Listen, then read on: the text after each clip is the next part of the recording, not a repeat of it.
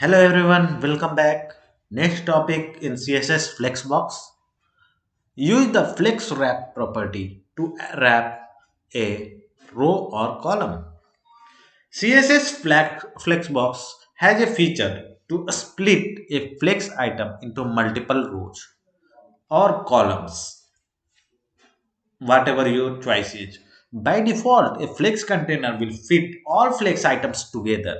For example, a row will all be on one line. However, using a flex wrap property tells CSS to wrap items. This means extra items move into new row or column.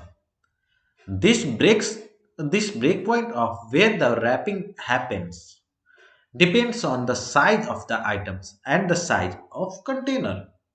So what is the size of container and what is the size of items decide where the breakpoint happens when wrapping. CSS also has options for the direction of the wrap.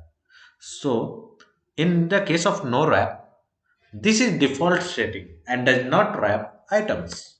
Wrap wraps items from left to right if they are in row or top to bottom if they are in column. Wrap reverse wraps the items from right to left if they are in a row or bottom to top if they are in column. The current layout, what is the challenge? The current layout has too many boxes for one row. Add the CSS property flex wrap to the box container element and give it value of wrap. So we have to add property flex wrap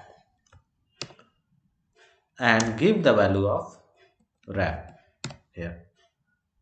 And as soon as we do that, since the box width is 25%, so it keeps four boxes in a row and the rest which were extra are sent to another column, another row, and it covers two columns in the second row.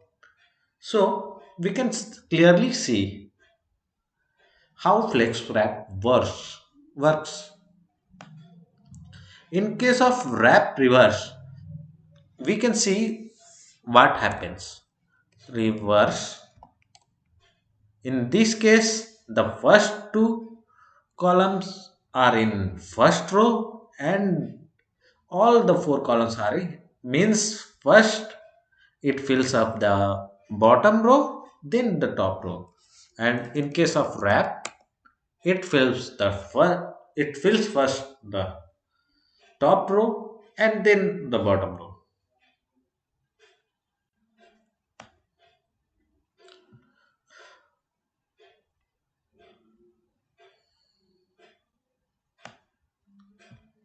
The current okay, so let's see the test case.